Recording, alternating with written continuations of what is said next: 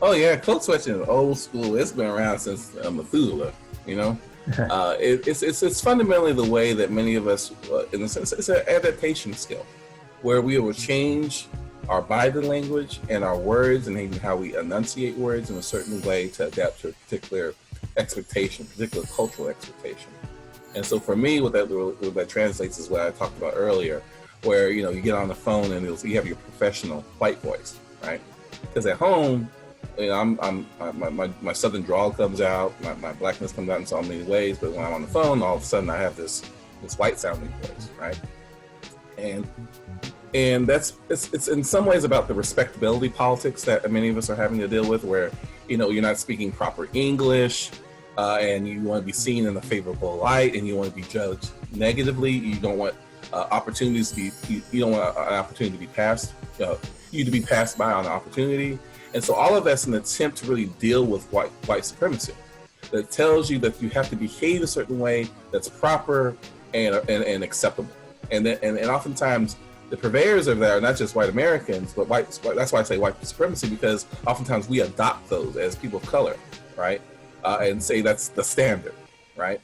That's the part I have a problem with it, because now it's kind of that's the standard, and that's the only option you have. As another way of looking about it, there was ways that I would code switch depending on who I was talking to. So example is when I would talk to my ex's her grandmother, I would go up to her in my best Spanish and say bendición. I am code switching.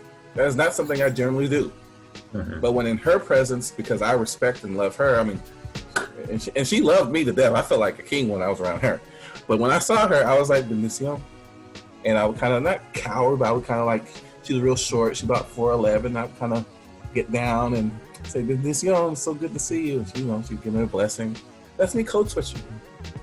Because it's a language and a way of being with her, of showing her deference and respect and all that. Now, when I'm done, I go back to talking how I usually talk, right? But those are the things that we do in certain settings, so we're understood at minimum. Because sometimes people may have difficulty understanding what you're saying, and so you'll code switch to adapt to that situation. Many people who travel across the globe will do it almost unconsciously, where you're still speaking English, but you might change how you speak or whatever to kind of adapt. And this is not just the words you use, it's the language.